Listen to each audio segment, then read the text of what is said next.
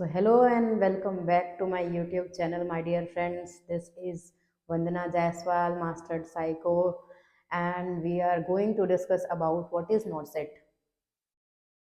NORCET is, my dear friends, Nursing Officer Recruitment Common Eligibility Test. Yes, my dear friends. If you are preparing for NORCET and you are fresher right now, you just completed your BSc nursing right now, and if you are working in any hospital after BSc nursing or you have 2 years experience, then also you can give this exam, then also you can attempt this examination, and this video is just for you. सी, मैं आप लोगों को आज ये बताना चाहती हूँ my dear friends कि अगर आप लोग नॉर्सेट प्रिपरेशन करना चाहते हैं और आप फ्रेशर्स हैं और आप जस्ट बीएससी नर्सिंग क्लियर किए हैं, तो दो चीजें आपके पास होनी चाहिए माय डियर फ्रेंड्स। अगर आप बीएससी नर्सिंग कंप्लीट किए हुए हैं तो आपके पास रजिस्ट्रेशन नंबर होना चाहिए आपके पास। अगर आपके पास आपका रजिस्ट्रेशन नंबर रहेगा तो आप बहुत ही इजीली इस एग्जाम का फॉर्म भरने के लिए एलिजिबल हैं। अभी कुछ फ्यू कमिंग मंथ में हमारा फिर से नॉर्सेट का एग्जामिनेशन होने वाला है। उस एग्जामिनेशन को भरने के लिए आपके पास बीएससी नर्सिंग का रजिस्ट्रेशन नंबर होना चाहिए। And if you are GNM और जीएनएम ट्रेनी है तो आपके पास किसी भी हॉस्पिटल का, आपके पास 200 बेडेड हॉस्पिटल का 2 इयर्स एक्सपीरियंस या 3 ईयर एक्सपीरियंस भी होना चाहिए, तो आप ये नॉर्सेट का एग्जामिनेशन फॉर्म भर सकते हैं। उसके बाद हम बात करते हैं कि आपका सिलेक्शन कैसे होगा नॉर्सेट में। तो सबसे पहले फॉर्म फिलिंग करने के बाद आपका कॉमन एलिजिबिलिटी टेस्ट होगा, जो आपको कंप्यूटर में बैठकर देना होगा, जिसमें 200 क्वेश्चंस होते हैं। उस 200 क्वेश्चंस में अगर आप क्वालिफाई कर जाते हैं और अगर आप पास हो जाते हैं तो फर्स्ट आप प्रीलिम्स में क्लियर करेंगे। अभी 2 स्टेप्स हैं। पहले जो एग्जामिनेशन होते थे माय डियर फ्रेंड्स, वो सिर्फ एक ही एग्जाम होता था। नाउअडेज कॉम्पिटिशन्स को देखते हुए जो नॉर्सेट के एग्जामिनेशन है वो 2 पार्ट में हो गए हैं। प्रीलिम्स होगा सबसे पहले। प्रीलिम्स में अगर आप क्लियर कर लेते हैं, आपका रैंक बहुत बहुत अच्छा आ जाता है, तो प्रीलिम्स क्लियर करने के बाद आपका सिलेक्शन होगा फॉर मेंस में। मेंस एक और एग्जामिनेशन है, उस मेंस को क्लियर करने के बाद अगर आप मेंस को भी क्लियर कर लेते हैं तो प्रीलिम्स क्लियर करने के बाद, मेंस क्लियर करने के बाद थर्ड स्टेप जो है वो अकॉर्डिंग टू आपका रैंक है माय डियर फ्रेंड्स, कि आपका रैंक क्या है, आपका कैटेगरी क्या है। According to your rank, according to your category, you got selection in any exam, in any AIIMS like AIIMS Nagpur, AIIMS Bathinda, AIIMS Raipur, AIIMS Patna, AIIMS Rishikesh, AIIMS Bibinagar, किसी भी एम्स में आप अपने रैंक के अकॉर्डिंग सिलेक्शन ले लेंगे। सबसे मोस्ट इंपॉर्टेंट पॉइंट है माय डियर फ्रेंड्स कि ये प्रीलिम्स कैसे क्रैक होगा, प्रीलिम्स का एग्जाम कैसे क्लियर होगा, मेंस का एग्जाम कैसे क्लियर होगा। तो माय डियर फ्रेंड्स, सबसे पहले मैं आप लोगों के मन से ये मिथ हटा देना चाहती हूँ कि आप अगर ये सोच रहे हैं कि आप 1 महीने में प्रिपरेशन करके एग्जाम दे देंगे और बिना पढ़े आपका सिलेक्शन हो जाएगा, तो ऐसा कुछ नहीं होने वाला है माय डियर फ्रेंड्स। क्योंकि आज के टाइम पे जो एम्स नॉर्सेट के रैंक जाते हैं, जो रिजल्ट जाता है माय डियर फ्रेंड्स, वो जाता है 99 परसेंटाइल, 99.9 परसेंटाइल जाता है माय डियर फ्रेंड्स। तो इसलिए मैं आप लोगों को ये बताना चाहती हूँ कि if you are really want to be an nursing officer in any examination of AIIMS, या फिर किसी भी नर्सिंग ऑफिसर के लिए, किसी भी नर्सिंग के जॉब के लिए प्रिपरेशन करना चाहते हैं, तो आपको 20 दिन 25 दिन पढ़ने से नहीं मिलने वाला है ये जॉब। ये जॉब आपको तब मिलेगा जब आप कम से कम 3 to 6 मंथ के प्रिपरेशन करेंगे माय डियर फ्रेंड्स। वो प्रिपरेशन कहीं से भी हो सकता है। आप अपने BSc first year to 4th year के नोटबुक हो गए, नोट्स हो गए, उससे प्रिपरेशन कर सकते हैं। आप चाहें तो ऑनलाइन कोचिंग ले सकते हैं, आप चाहें तो ऑफलाइन कोचिंग ले सकते हैं।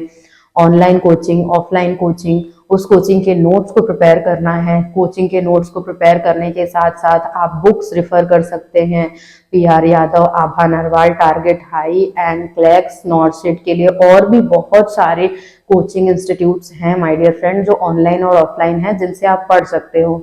और पढ़ने के साथ साथ आपको एमसीक्यूज पे ध्यान देना होगा, जो आपका क्वेश्चन में आता है। 200 क्वेश्चंस होते हैं, जिसमें मल्टीपल चॉइस क्वेश्चंस होते हैं माय डियर फ्रेंड्स। उसके बाद आपको इमेज बेस्ड क्वेश्चंस आते हैं, वीडियो बेस्ड क्वेश्चंस आते हैं। इन सभी को कंप्लीट करना है माय डियर फ्रेंड्स। पूरे प्रिपरेशन करने के साथ साथ आपको ये नहीं भूलना है कि आप जो भी पढ़ रहे हैं माय डियर फ्रेंड्स, कुछ भी अगर आप पढ़ रहे हैं तो उस पढ़ाई में आपका अपडेटेड नॉलेज होना चाहिए। मैं big no no no no कहना चाहती हूँ माय डियर फ्रेंड्स। मेरे बहुत सारे फ्रेंड्स हैं, फ्रेशर्स हैं, आप जो भी प्रिपरेशन कर रहे हैं वो लेटेस्ट अपडेटेड ईयर की बुक से पढ़ें। मैं मानती हूँ कि बुक्स बहुत महंगे होते हैं, अगर आप बुक्स नहीं अफोर्ड कर सकते हैं, बुक्स नहीं खरीद सकते हैं, तो यूट्यूब पे भी बहुत सारे ऐसे वीडियोस हैं जिससे आप प्रिपरेशन कर सकते हैं। पर मेरा एक पॉइंट याद रखना, अगर आप YouTube से पढ़ रहे हैं तो किसी भी एक एप्लीकेशन को फॉलो कीजिए और उसी एप्लीकेशन को ही आपको प्रिपरेशन के लिए यूज करना है। ऐसे बहुत सारे फ्रेशर्स हैं, मेरे फ्रेंड्स हैं, जो वो ऐसा करते हैं कि आज किसी और एप्लीकेशन के YouTube वीडियो से पढ़ लिया, कल किसी और एप्लीकेशन के YouTube से पढ़ लिया। नहीं नहीं नहीं फ्रेंड्स, आपको सिर्फ और सिर्फ नर्सिंग नेक्स्ट लाइव से अगर आप फॉलो करके यूट्यूब के वीडियोस देख के प्रिपरेशन कर रहे हैं तो आपको उसी वीडियो से पढ़ना है।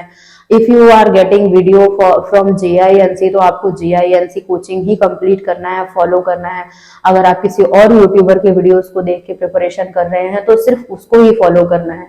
सबकी वीडियोस को देख के आप सिर्फ और सिर्फ अपना टाइम वेस्ट करेंगे, और टाइम वेस्ट करना you can't afford my dear friends. अभी हम टाइम वेस्ट नहीं कर सकते। आप अगर किसी बुक को नहीं खरीद सकते हैं और आप ये चाहते हैं कि एक बुक, महंगी महंगी बुक आप ना खरीदें, तो आपके पास यूट्यूब है माय डियर फ्रेंड्स। आजकल के जमाने में फोन सबके पास है और उस फोन में यूट्यूब सबके पास है। तो आप YouTube खोलिए, YouTube में किसी भी एक एप्लीकेशन को फॉलो कीजिए और रोज उसी बुक से पढ़िए, उसी YouTube से पढ़िए। YouTube से पढ़ने से और YouTube के वीडियो से पढ़ने से एक बहुत अच्छा फायदा ये है माय डियर फ्रेंड्स कि आपको अपडेटेड नॉलेज मिलेगा। अगर आप कोई कोचिंग अफोर्ड नहीं कर सकते हैं, कोचिंग की फीस बहुत ज्यादा है, तो आप यूट्यूब से पढ़िए। अगर आपके पास ऐसा लगता है कि आपके पास इतने पैसे नहीं है कि आप कोचिंग में दे सकते हो, ऑनलाइन कोचिंग ऑफलाइन कोचिंग नहीं कर सकते हो, महंगी महंगी बुक्स को नहीं अफोर्ड कर सकते हो, तो आप बिल्कुल किसी भी यूट्यूब से पढ़िए, लेकिन किसी भी एक ही चैनल के यूट्यूब चैनल से पढ़िए। उससे आपको सारे सब्जेक्ट्स मिल जाएंगे। उसके बाद मैं ये बताना चाहती हूँ माय डियर फ्रेंड्स कि अगर आप बुक से पढ़ रहे हैं और आप जस्ट कंप्लीट किए हैं आपका BSc नर्सिंग, तो BSc नर्सिंग जस्ट कंप्लीशन के बाद भी आपको 3 to 6 मंथ, कम से कम 6 to 8 आवर्स पर डे पढ़ना होगा माय डियर फ्रेंड्स। उसमें आपको कंप्लीट करने होंगे आपके medical surgical nursing, pediatric nursing, उसके बाद पढ़ना है आपको mental health nursing, obs and gynaec nursing, community health nursing. इसके साथ साथ बहुत मेजर वास्ट जो सिलेबस है वो है फंडामेंटल्स ऑफ नर्सिंग। रिसर्च आपको पढ़ना है, रिसर्च का पढ़ने के साथ साथ आपको एप्टीट्यूड पढ़ना है, जनरल नॉलेज पढ़ना है, रीजनिंग पढ़ना है। ये सारी चीजें आपकी थरो होनी चाहिए। ये सारा कंप्लीट होने के बाद, ये सारा टॉपिक जो है वो कंप्लीट होने के बाद, थरो होने के बाद ही आप नॉर्सेट एग्जामिनेशन में क्रैक कर पाएंगे और उसमें सिलेक्शन हो पाएगा आपका। मुझे ये बताना था, जो फ्रेशर्स हैं उनको ये ध्यान पे देना है कि आपको मेजर जो सब्जेक्ट स्पेशलिटी को जो आपको कवर करना है वो है आपका फंडामेंटल्स ऑफ नर्सिंग और हमारी 5 स्पेशलिटीज, नर्सिंग की जो 5 स्पेशलिटीज होती हैं उनको आपको कवर करना है। ये सारा कंप्लीशन के बाद आपको per day my dear friends, मैं अपने हर वीडियोस में आप लोगों को बताती हूँ कि पर डे आपको 100 to 200 multiple choice question practice करने ही करने हैं। बहुत सारे लोग, ऐसा होता है कि थ्योरी पे ध्यान देते हैं, इतना ज्यादा थ्योरी पे ध्यान देते हैं कि वो MCQs करते ही नहीं है। और एट द एंड क्या होता है, हमको जो नॉर्सेट के एग्जामिनेशन में मिलता है वो होता है 200 MCQs।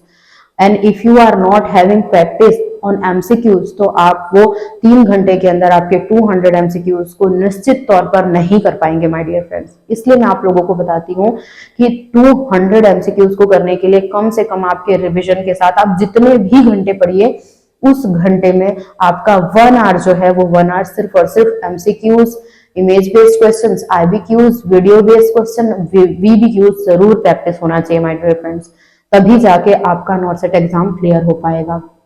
लास्ट में मैं आपको ये बताना चाहती हूँ इस वीडियो के लास्ट में कि आप अगर फ्रेशर हैं या फिर अगर आप नॉर्सेट 1, 2, 3, 4, 5, 6, 7, 8, 9 और 10 के लिए प्रिपेयर कर रहे हैं और अभी भी आपका सिलेक्शन नहीं हुआ है, तो माय डियर फ्रेंड्स आपकी यही गलती है कि आप एमसीक्यूज प्रैक्टिस नहीं करते हैं। मल्टीपल चॉइस क्वेश्चन भी आपके पास यूट्यूब पे अवेलेबल है माय डियर फ्रेंड, जो कि है आपके लास्ट 10 इयर्स के नॉर्सेट के एग्जामिनेशंस के मल्टीपल चॉइस क्वेश्चन यूट्यूब पे अवेलेबल हैं। आप यूट्यूब पे वीडियो सर्च कीजिए, एमसीक्यूज कीजिए और एमसीक्यूज प्रैक्टिस कीजिए। लास्ट 10 इयर्स की, अगर मैं दावे से कहती हूँ, अगर कोई भी फ्रेशर है या फिर कोई भी नॉर्सेट एस्पिरेंट है और वो नॉर्सेट इस बार क्रैक करना चाहता है, तो उसका सिर्फ एक ही मंत्रा है कि जितने भी आपके थियोरी कंप्लीट है, थियोरी के साथ साथ लास्ट 10 इयर्स का जो मल्टीपल चॉइस क्वेश्चन है जो नॉर्सेट के एग्जामिनेशन में आए हैं माय डियर फ्रेंड्स, वो सब आपको प्रैक्टिस करना है।